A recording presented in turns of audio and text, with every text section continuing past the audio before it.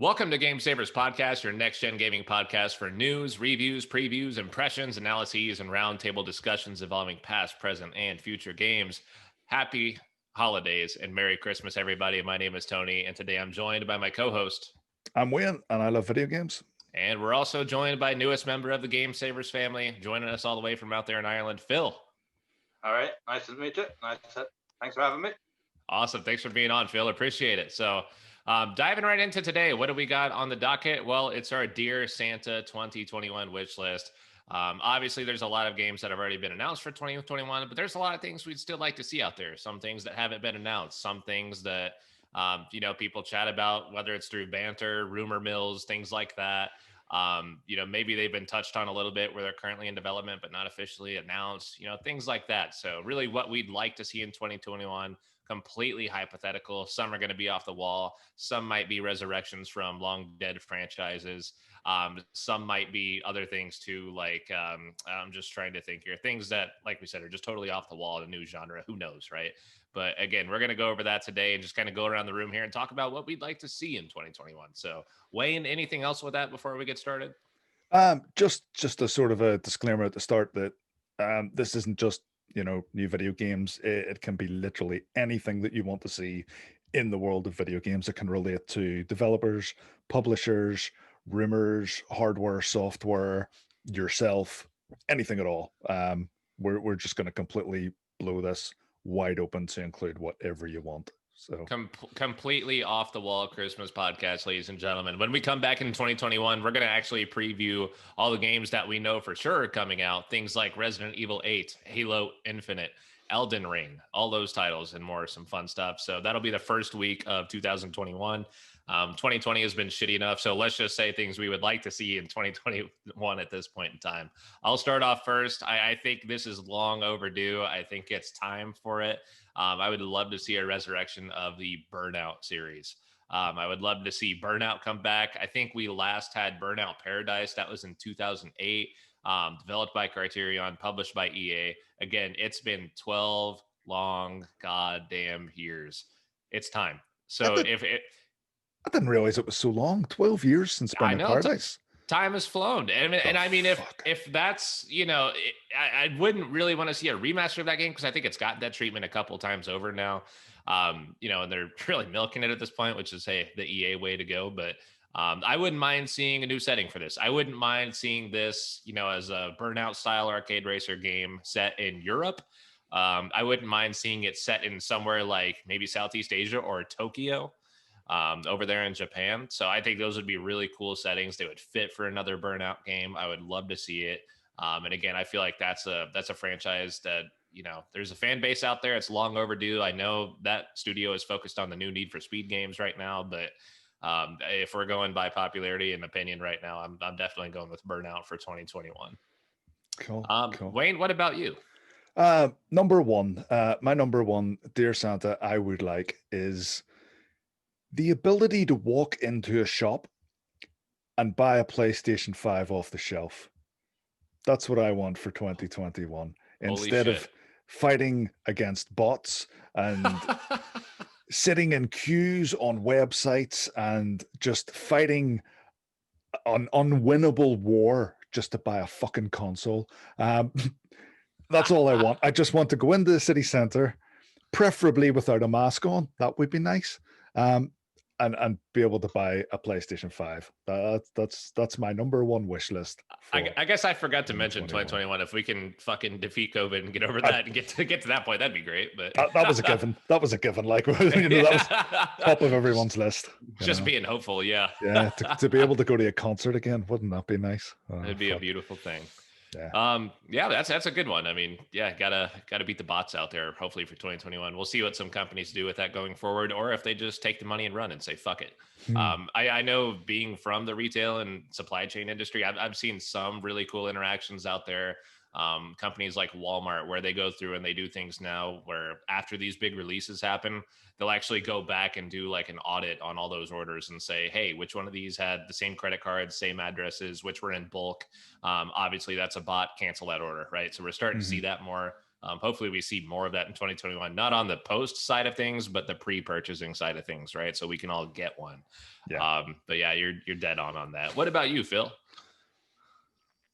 My biggest would be that games actually get released finished. Finishing Banger. games. Release the game properly and not like Cyberpunk is another example of just wait, like release them properly. Like it's a few people online are going to cry. So what? You know, Mhm. I know Cyberpunk is all right in the more newer systems, but on the base Xbox or the base PlayStation 4, apparently it's really, really bad. Yeah. Yeah, it's atrocious. I think that is an absolutely brilliant wish list item. And you're so right. And it's not just, I mean, Cyberpunk is the perfect example, but I mean, how many games, if you play them at launch, are just buggy and have problems and are clean? And we live in a world of day one patches, and we're paying arm and leg for games that are products and they're not finished. So I'm 100% with you on that one. Yeah. A I change in haven't the bought a industry. game on launch. I Yeah, haven't bought a game in launch in about 5 years. I'm normally the Wow. same. And because I've started doing this podcast, I kind of feel that I should be playing games as they come out so that we can talk about them in the podcast. But I'm getting burnt. You know, Assassin's Creed, there's issues with it. I bought Cyberpunk and I don't even want to play the thing because of how badly it's been received. Yeah. That's a good point. This is the first year in a few years. I know, like you said, Phil, you haven't done the pre-order thing in 5 years. I was kind of in the same boat where I, avoid pre-orders for that exact reason. And this year, we got the new consoles. I figured I'd take the dive, just because of the hype trains and everything else, and just kind of put that to a side for a bit.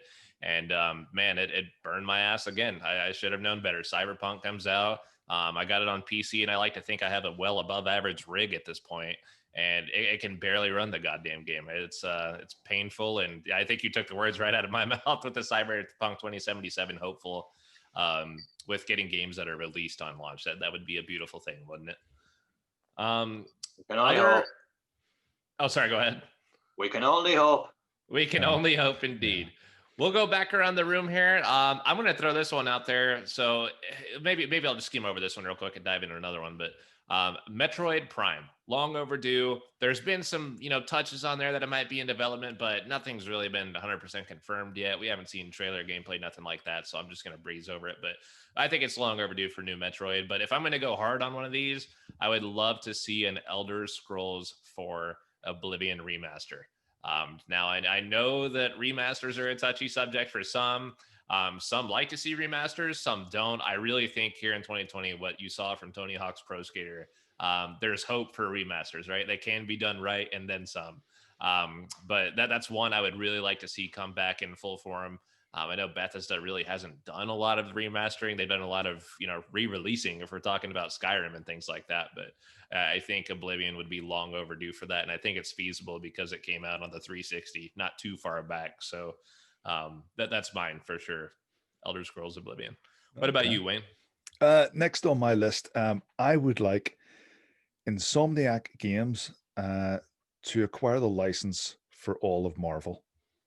Oh, shit. They have put out one incredible Spider-Man game that I've played, and I would say one incredible Spider-Man game that I haven't played, the Miles Morales one. At the minute, Square Enix are allowed to make the Avengers games, and we're all aware of the mess that they made of it.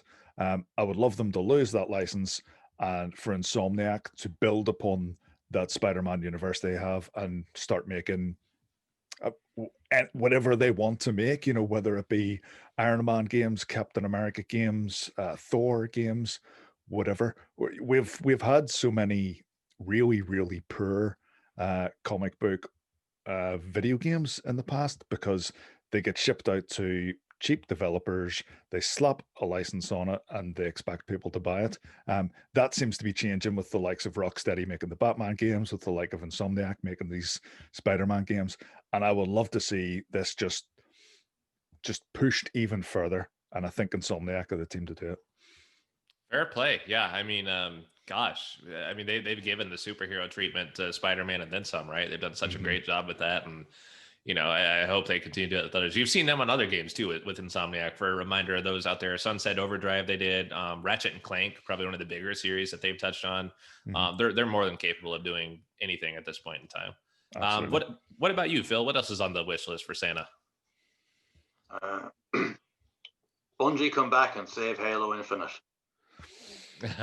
Bring Bungie back to Halo Infinite. All right. There's disaster written all over it. They lost the director again. It's going to be a train wreck, isn't it? Yeah, it's looking dicey, that's for sure. I mean, yeah, it's hard not to be worried as a Halo fan at this point. I think it sounds like you're a pretty big fan too, Phil, but and I guess we can speak for all of us when we're huge fans of Halo, and just to see, the struggles already right out of the gate for this game, it's discouraging to see a franchise go through that, especially after Halo 5. So, see what Bungie done with Titanfall 2. Like, it's just Titanfall 2 was fantastic. It's one of the best solo FPSs of the last generation. Yeah. So they still have it, and I don't know why Halo was taken from them in the first place. Maybe it wasn't taken from them, but they should be always making Halo games, in my opinion. That'll be dicey to see what happens there. What do you think on that, Wayne? Yeah, I mean, Halo hasn't been the same since it went to 343 Industries. That's without a doubt. The style of game that they make, the style of shooter that they want to make, it just doesn't fit with what came before. And now, I said at the start, this is completely off the wall, and we can wish for whatever we want. But I do have to say that Bungie and Destiny are like that at the minute, and that's not going to come to an end anytime soon. They've got their own cash cow now. Microsoft wouldn't let go of Halo, so it's a shame, because if Halo Infinite falls flat, it's a big kick in the teeth for Microsoft. I mean, it's already tough not having Halo Infinite at launch on that Xbox Series X, but if it actually does come out, let's say fall 2021, like they've just said a few days ago, and it sucks, they do a Cyberpunk. That might as well be the end of Halo at that point. Put the nail in the coffin. I hate to say that, but I don't think Microsoft can afford to lose their last really hopeful IP out there with Gears of War already being beat to death. Some other ones out there. I know Fable's coming back, which, hey, that's great. But really, Halo is the bread and butter of Microsoft. Yeah, good point, Phil. I'll say for me, I'm just going to throw a plethora of these out there because I think they all fall under the same umbrella.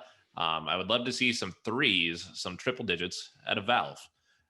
I would love to see Left 4 Dead 3. Now, we just had, Back 4 Blood announced, which, might as well be a spiritual successor. So I guess that counts. But Half-Life 3, Portal 3, there's so much Valve can do with these franchises, and they're just not doing it. And there's always speculation of why that may be. Personally, I think Valve took a major kick to the teeth when they let out that game Evolve quite a few years ago now, which was a 4-player co-op game. Really kind of the style of Left 4 Dead, where there's 4 of you. It's co-op. You're taking on one monster that's controlled typically by a player or AI or something like that. And that game just was received really poorly, didn't sell very well. I think that was the last major title release we saw out of Valve until Half-Life Alyx. But they've been focused on hardware and other things for now. And I just think that would really put Valve right back on the front of everybody's map, is something like a Half-Life 3, Portal 3, whatever that may be. I've always thought that Valve stopped making games because they don't need to. They literally get a cut of almost every PC game sold. A good chunk through Steam. Yeah. Now I know that Epic Store's is now there, and so they've got a bit of competition. But literally, why would you go to the hassle of making video games when you're getting money from every other video game that's on the market? That's a good point. But I 100% agree with you. Like Portal 3 is so high up my list of games that I want. It's unreal. The humor in those alone. If someone said to me they're making a Portal 3 and it's not even playable, it's just a movie and it lasts 2 hours, that would be enough for me, because, as I say, the writing in those games carry the games. I'm not saying they aren't good puzzle games. They're fantastic puzzle games. But I'm just desperate for anything. Give me more Portal. We want more Portal. And likewise, same for Half-Life 3. Let us hope. What about you, Wayne? I am Wayne. I am Wayne. What's next on the wish list? Oh, sorry. That was I actually misunderstood you there. mine. For the Valve series, but Okay, my next wish list for my next dot on the wish list for 2021. This is completely speculative. Probably won't ever happen, but I would love to see it. The Mandalorian, the game. oh, already. Would that not be fantastic? I mean, that TV show is so good. I mean, it is just so good. I think it's what Star Wars fans have wanted for a very, very long time. I do not want to get into a discussion about the new Disney trilogy, but everyone is just loving the Mandalorian, and it's the perfect setting for a video game. You know, this Mandalorian bounty hunter going around the galaxy doing quests, trying to find people, trying to kill people, coming up against all these different obstacles and these uh, aliens and monsters, and I think it would be brilliant, absolutely brilliant. And you could give it to who was it done Jedi Fallen Order? It was Respawn, wasn't it? Yes. Yep. That'd be perfect for it. You know. Yeah, EA has shown us that they can do a really good job with the Star Wars franchise. So that's I mean, do you think there's an appetite for that, despite there being so much out there? With we've got what Squadrons that just came out, Battlefront 2, Jedi Fallen Order. I mean, that market for Star Wars is saturated, but it seems like people are just still eating it up. What do you think? Well, if you look back, there used to be like just constantly Star Wars games coming out. There was dozens of the things. Now I think that quality control is arguably higher at the minute, especially with Disney owning it, and they just want like the best of the best going out, despite what we've seen from Battlefront 2. Oh, I, I think there's an element of truth in what you're saying. Yeah, if we fire too many Star Wars games at fans, there will be a bit of overkill, and I think there might be a bit of a almost backlash, as in like, whoa, hold on a minute, we don't need all these games. Maybe one Star Wars game a year would be enough. But personally, I'd like that one Star Wars game a year to be a Mandalorian game. fair enough. Fair enough. Phil, what's next on Santa's wish list? Grand Theft Auto 6. Oh, all right. Yeah. Do tell. Going back to Vice City again on an 80 storyline like that. That just even sounds amazing before you play it, doesn't it? Going back, like Vice City is just sacred. Like it's one of the best games I've ever played, and I still remember fondly when I got it at first. I was just, what is this? It's just incredible. Like so, Yeah. I think that Vice City is coming back with up to date technology. Like that's got serious potential. Safe to assume you played GTA 5, yeah? Oh God, yeah. Did you? I mean, what was the focus for you? Was it the single player traditional GTA experience, or did you Player. you didn't bother with the online? No, not really. Don't bother with online in general, really. To be honest. Same. Yeah. Yeah, I'm the same way with Rockstar Games. That's interesting. So, what would be? I guess you mentioned Vice City. This is always a fun spot to speculate on Grand Theft Auto games. Where would be your second and third picks for location? Ooh. San Andreas probably second, I would say. Okay. If you had to pick anywhere weird in the world, like just somewhere off the wall, maybe if it is based off a real city, where would that be? I know you've heard some hype around, maybe London in the future. New York City is always in that conversation, LA. But where else would you want to see? There actually was a Grand Theft Auto London already. Yeah, yep, Grand Theft Auto 4. Back in the day, I remember the mission where you had to kill the opposing football team fans because they won the game. You don't get much more English than that, do you? No. Yeah, it'll be interesting to see what they do with GTA 6, because I mean, we all know that I'm like yourself, Phil. I'm all about that single player experience, that story, the characters, the humor. I think everyone's acutely aware of just how much money GTA Online made for Rockstar, to the point where they're about to publish the same game on the third generation of consoles. They put out Xbox 360, PS3, then it came on the PS4. They're pulling a Skyrim. Now it's going to PS5 and Series X. there's probably demand for it because there's a lot of people playing those games.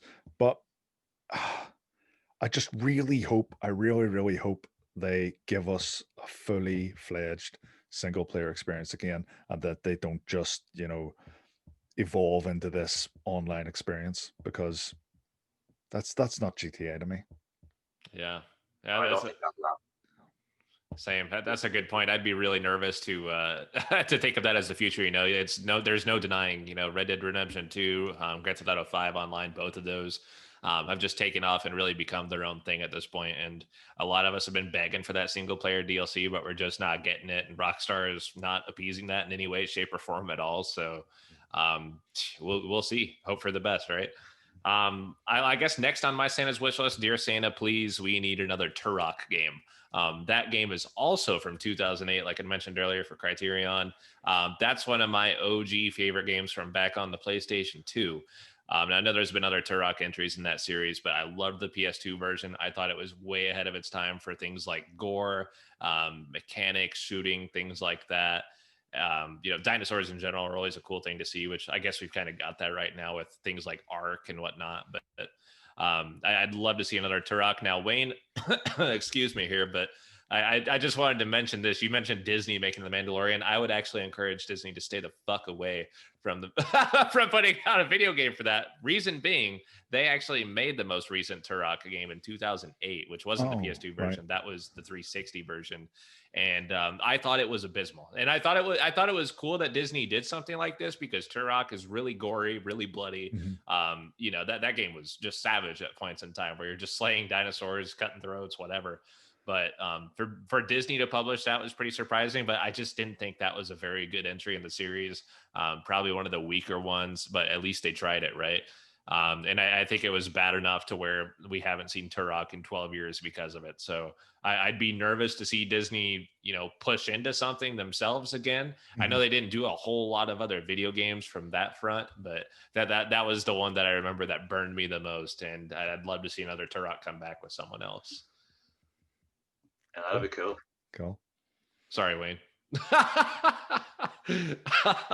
No, you're 100% right. I mean, Disney Interactive, I don't want them anywhere near video games. They're doing the right thing, pushing these out to third parties, but it's got to be the right third parties. And I think the EA thing is a bit.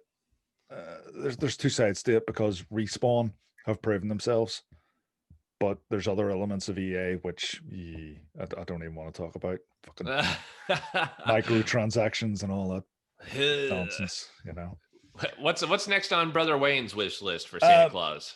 This one isn't something I want. It's actually something I don't want. Or we can flip that and say, I would like to see a break from Assassin's Creed for 1 year.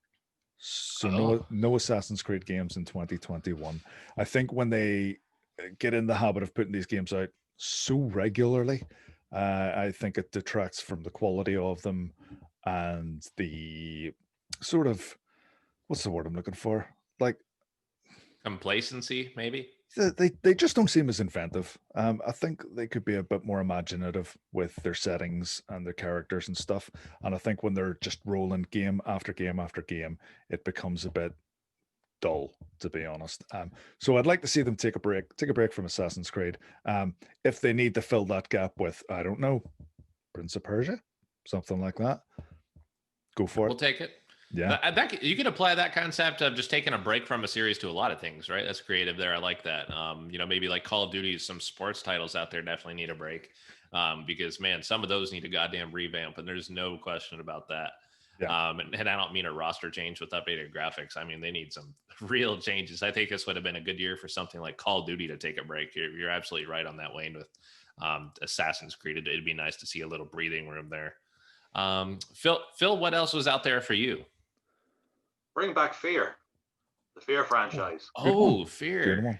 Either remaster it or start it again, because with the modern technology, they did look fantastic. It really would scare the you-know-what out of you. Like, yeah. Who made that? Was that Focus Interactive, or have I made that up? I believe it was. And man, that's been a minute ago for me. I haven't It's, heard Fear in a while. That's that a good one. was like really early 360 when that came out. Is that right? Yeah. 360 PS3. I mean, I remember that game. That was the one with there was the little girl, Yeah, that's it. and she would Ghost. kind of like she would like just run past, and you wouldn't be expecting it. That game was. I didn't play a lot of it, but what I played of it, like I really, really liked the ideas in it. And do I remember there was like slow-mo action, like sort of Yeah, There was a lot of Matrix slow-mo. style stuff. Yeah. I think that's another good one. I think that could be definitely a shout for sorry. It looks like Wayne's getting attacked by his cat here, ladies and gentlemen. I'm hearing hold something on, people. I think the cat's scratching at something. Sorry, give me 2 seconds. Carrying that on, I guess I'll take up the next one. That's a good one for Fear, Phil. So next for me up on that list was going to be SOCOM Navy SEALs on the PlayStation and Splinter Cell from Ubisoft. So I'm throwing those two together because they really kind of have the same fan base in a lot of ways, I think.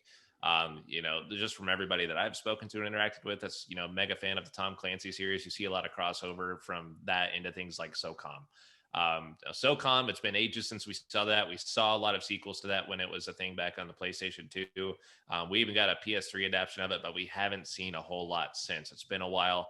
I think especially Splinter Cell, Ubisoft, they keep doing crossovers. We've seen Sam Fisher, the main operative from Splinter Cell. We've seen him show up in Ghost Recon recently, some other titles and other teasers and things like that, but they're not announcing a Splinter Cell game, which is just pissing a lot of people off. I'd love to see a new game. So hopefully Splinter Cell and SOCOM, Navy SEALs to some sort in the future. Wayne, what's next for you? One. What's next for me? Tell me this, Tony. Have I ever talked about the 200 pigeons on the podcast? You have not. I have not. Okay. GTA 4, the one with Nico Bellic.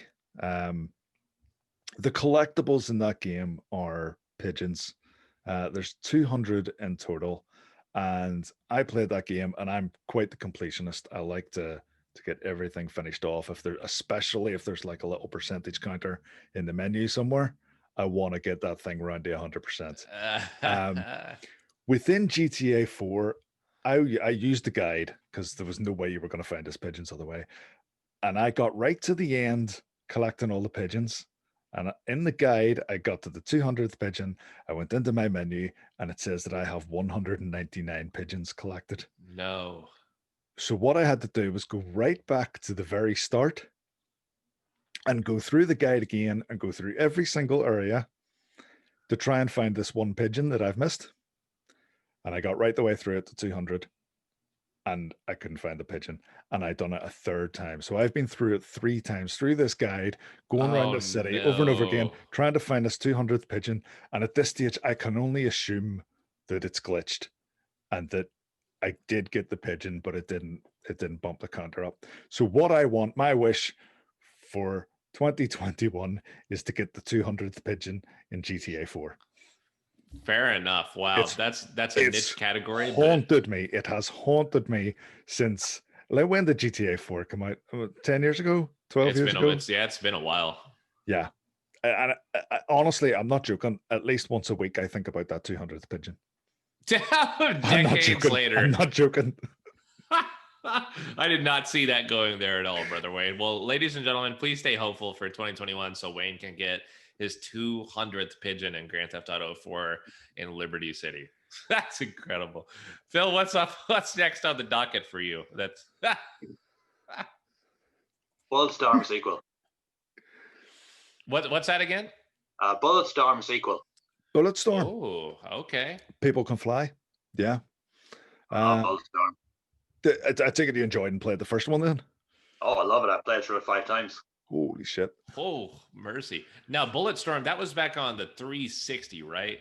Yeah, where you could. As well. Oh, Yeah. That's right. Yeah. And then you could, that brought a lot of new mechanics into gaming, right? Where, maybe it was a mishmash of a lot of different things, but you could pull slow-mo, you had that rope or whip, whatever you want to call it, and you could push people, into different things for different points, right? Mm-hmm. The more creative you got in killing people, the more points you got. if you could get them in a way with the rope, as you say, and pull it up and get them in the air and shoot them with a rocket launcher, you got the highest score. Yep. That was there were a lot of interesting concepts in that game. I haven't heard that name in a while either, and I think I was using GameFly at the time when it was released here in the States, and GameFly is like the mailing service we got here. I'm sure you've got it over there to some extent too, where you just get the game in mail order and then turn it back when you're done. And I actually kept that game. You had the option to buy them at the time, and I was like, I'm keeping Bulletstorm, dude. Fuck y'all. It's my game now. But yeah, that was a great game. I never got into it, and it's probably I'll explain why. See, the very first level, you get introduced to all these concepts of like the whip and pulling people towards you and kicking them away from you, or shooting them up in the air and then shooting them again and pulling them down to the ground. And it literally, within the first half an hour of the game, it throws about 15 to 20 different moves at you. And I just sat there with a controller going, I remember about 3 of those, to be honest. And I think if it had have introduced all those different moves, I mean, a game that does this perfectly is God of War. The original God of War is on like the PS2, PS3. As you play through the game, you sort of build up your different abilities and stuff. I think if Bulletstorm had have given me those abilities, like maybe 2 or 3 at a time, I would have been able to adapt. But I was completely overwhelmed by it in like the first level, and that's why I never stuck with it. Which is a shame because I mean I loved how it looked. It was like Gears of War, but way more colorful and bright and over the top, and almost a sense of, I was going to say anime, but I only mean that in the sense of like things flying everywhere and blood splatter and stuff like that. Yeah, I think a new Bulletstorm could definitely, if it was done right, could rejuvenate that franchise. Yeah, especially on today's hardware, there's so much opportunity there, man. I'll say, talking about it, actually, I want to go back and give it another go. You've inspired me to go back and try it again. Give it a shot. Why not? You got it for a $5 now, like so. Oh, that's true. Next up for me is going to be StarCraft sequel. God damn it, Blizzard. And Blizzard, they give out really good quality, but man, they don't turn out a lot of quantity. And it's sometimes you see years between new games for them. You've seen Hearthstone, Overwatch, some others here recently. The World of Warcraft, Shadowlands expansion, but StarCraft, it was a 3-part series, which is a kind of weird release for them. I believe it was 2010 it came out. The first part of StarCraft 2 is 3 parts, right? First one came out in 2010. The second part of StarCraft 2, which might be confusing, came out in like 2012, 13. And then the third part of StarCraft 2 came out on 2015. Now, that might seem a weird way to release games, and you don't see that a lot of other titles. But I thought it was great. It gave us just enough content to hold us over. And then, bam, here's the rest of StarCraft 2. And this wasn't like small chunks like expansions. This was like a whole new game, but still in the StarCraft 2 universe. With different races like Terran, Zerg, Protoss, and I just think it's time for a third one. RTS, that genre in particular, is one of my favorites out there, and it's just not getting a lot of love lately. I think we're getting an Age of Empires 4, hopefully in 2021. So, hey, that'll be good news for RTS fans out there. But again, it's just not something we see a whole lot of these days. Especially on the mouse and keyboard, because RTS used to dominate, and now it almost feels like it's a dying genre. We know Blizzard can give really good treatment to these games. We've seen what they can do. I thought Warcraft 3, that was an RTS game, but it was a fucking terrible remaster. I still have hope for StarCraft coming back in some capacity in 2021. Do you think, we don't see a whole lot of RTS games these days. Do you think it's maybe because, they've tried to get them to work on console and they just don't.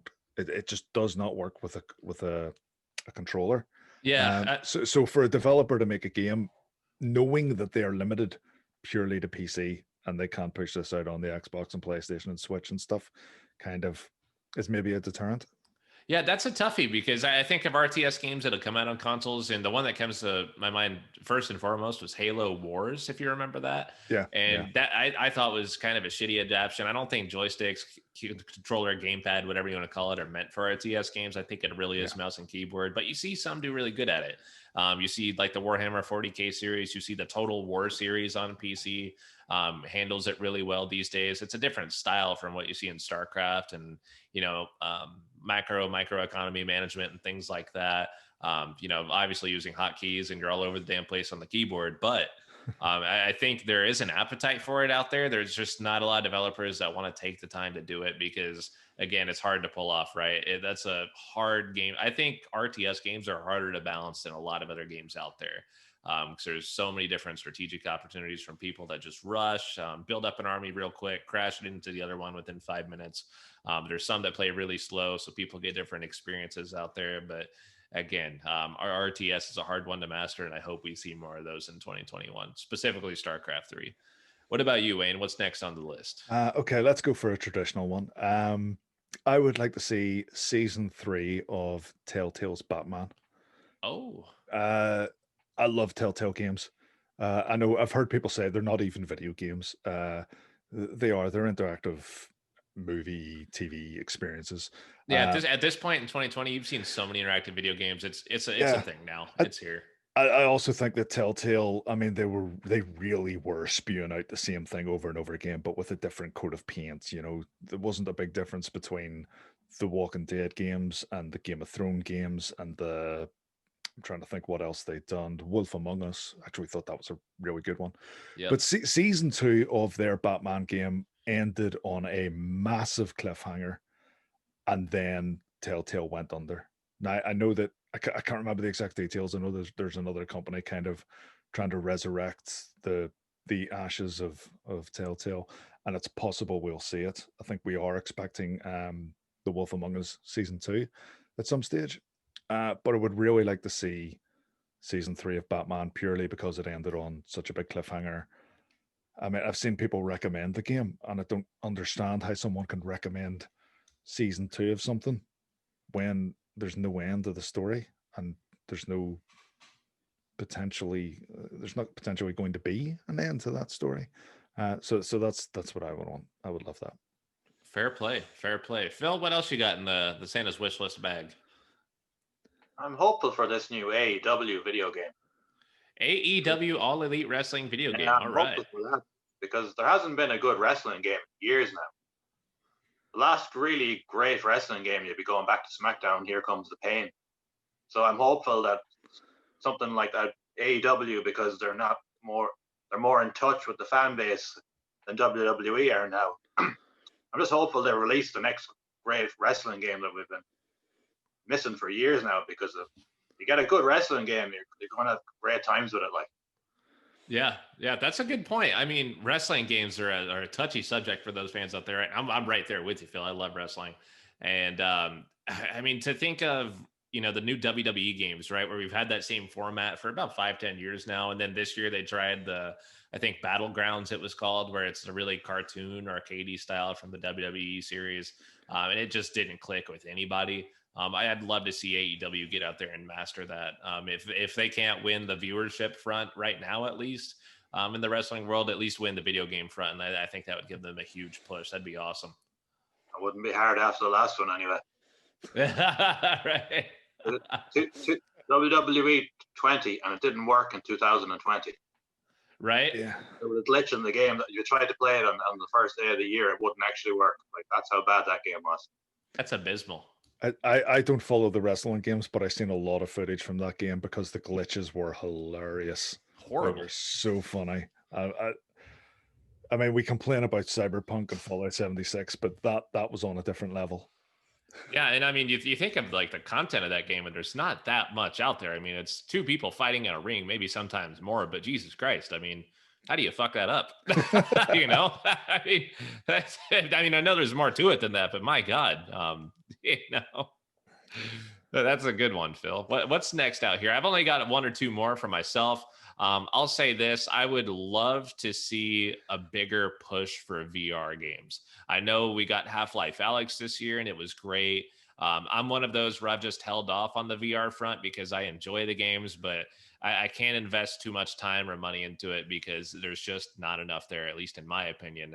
At this point in time, I think Half-Life Alyx really set the bar this year for a lot of other companies to live up to it. And VR has kind of been one of those niche things for a minute where, sometimes the games deliver, sometimes they don't. Cool, I can pick this up. Cool, I can't. I think you really have to be on par with Half-Life Alyx at this point if you're going to compete in that world. And I hope other game developers out there would take note of that and just start to do well on the VR front. I'd love to see that take off. I'm 100% with you. I had it on my list. Although I'd said PSVR 2 to launch with Half-Life Alyx as a launch title. I think that would. I think VR really needs to come to the consoles and hit hard.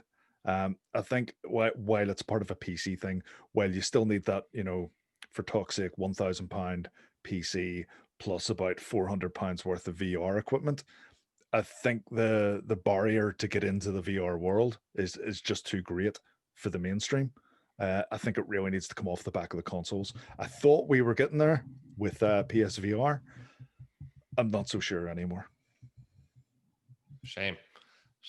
What's next, Phil? What do you got? Or no, sorry, did I jump out of order there? Wayne, my goodness, I'm all over the place. Okay, yeah. That's Santa okay. Claus has got me fucked up. I'll go next. Here's a wish list item for 2021. I would like to get good. Get good, like GIT space Yep. GUD. Get good. I would like to get good because I don't struggle to play games, but there are certain games that I cannot play because I'm not good enough.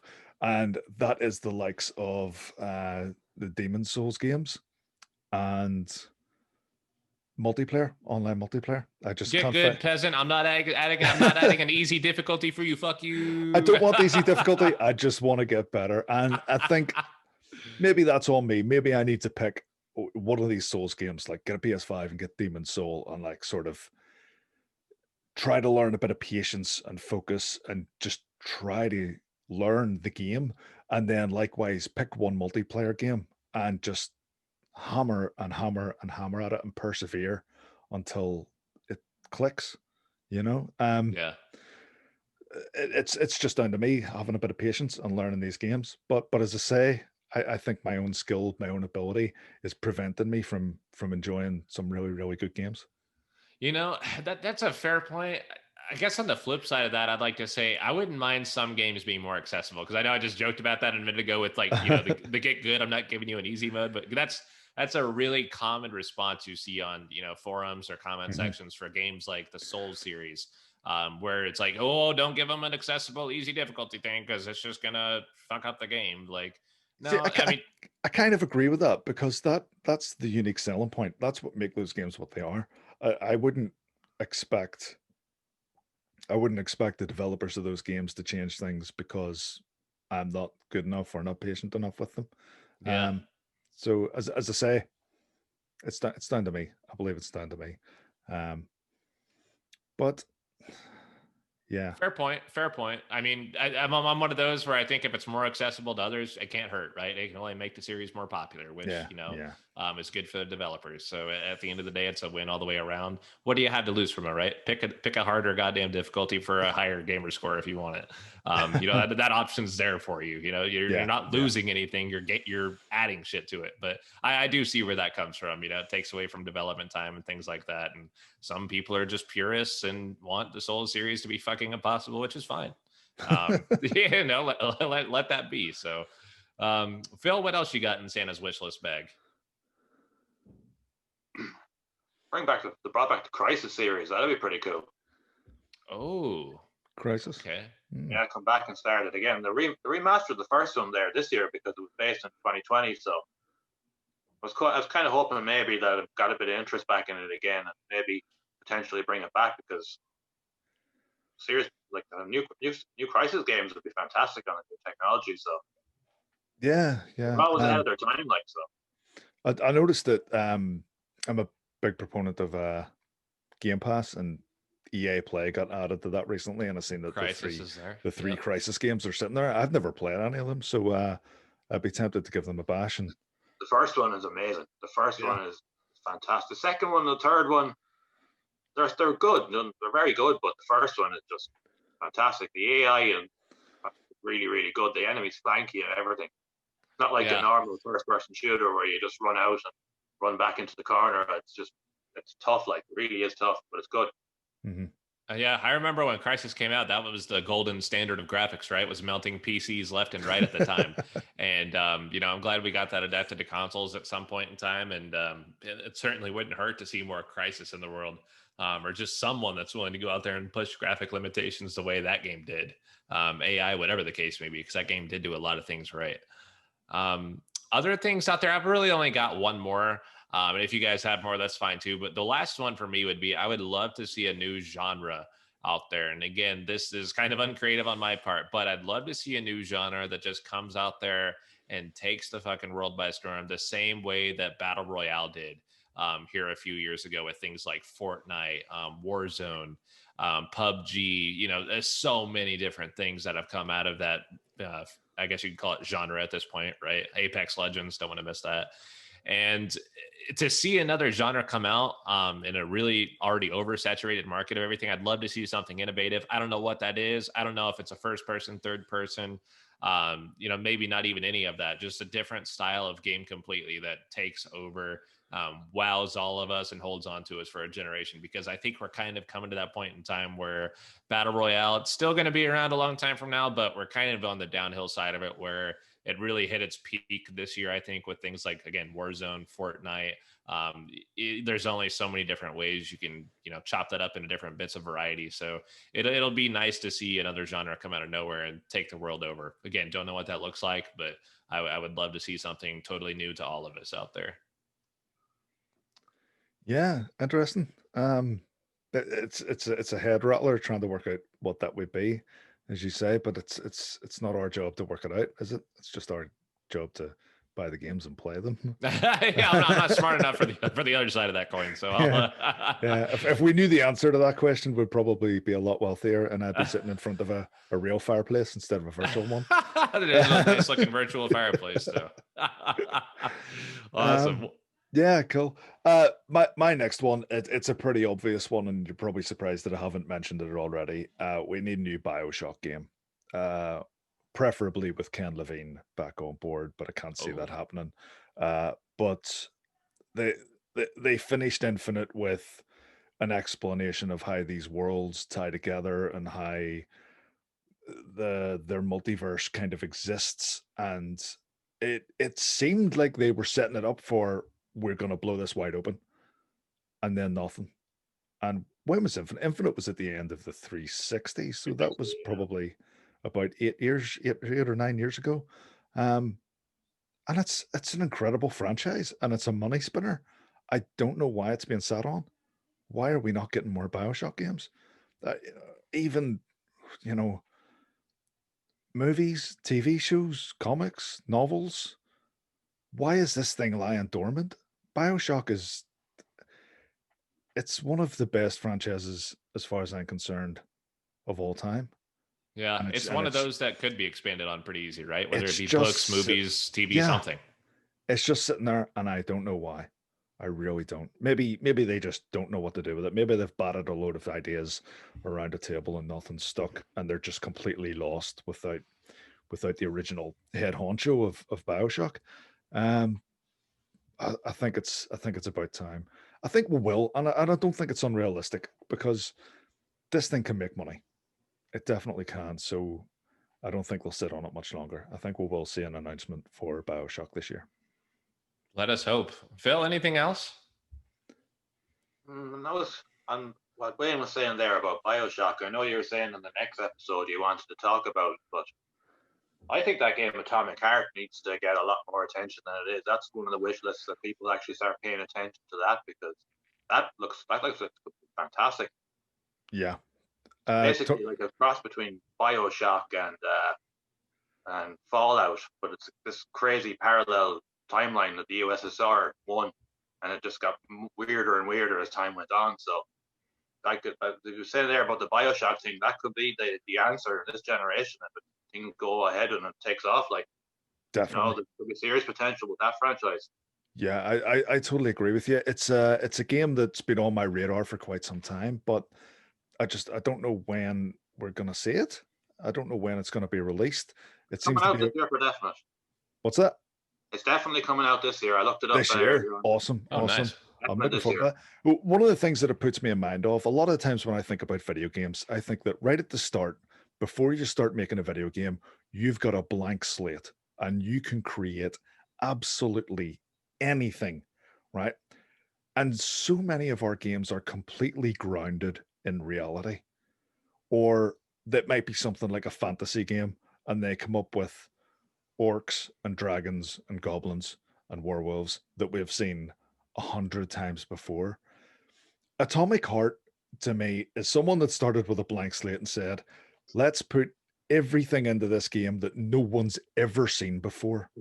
You know, if it exists anywhere, it's not going into our game. This is just going to be completely wacky, off the wall, insane, acid trip visuals. And it just has me going, why aren't there more games that look like this?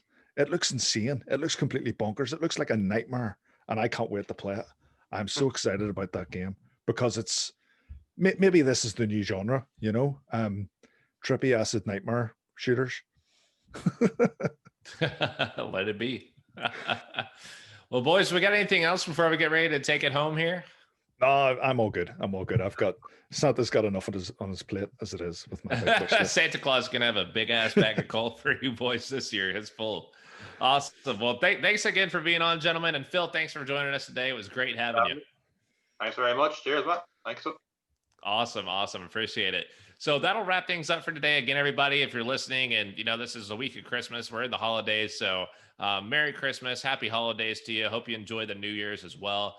You'll see us back in 2021 in just a few days. We're going to be bringing out more for the 2021 preview episode. And then we've got a full year of surprises after that. So it's going to be a good time. You'll see us kicking off in full force for 2021. And I hope you join us. Hope you share us with your friends, your family, everybody you know, your mother, your sister, your cousin, your dog, anybody you can get out there to listen to us, like, subscribe, share, review. That it just helps us out a ton. And we can't thank you enough for everything that you've done for us this year in 2020. Been the best part of my year by far in quarantine. So that's it for me. Anything else, Wayne? No, all good from this end.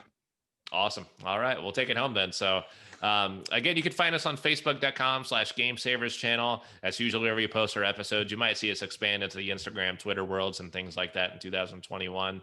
You can also find us on Podbean, Apple Podcasts, Spotify, Google Podcasts, TuneIn, plus Alexa on Amazon, anywhere else you listen to podcasts. We're on about 20 different distribution platforms. So that takes care of Santa's Wishlist episode for today. We'll see you in 2021, everybody. And don't forget to save your game.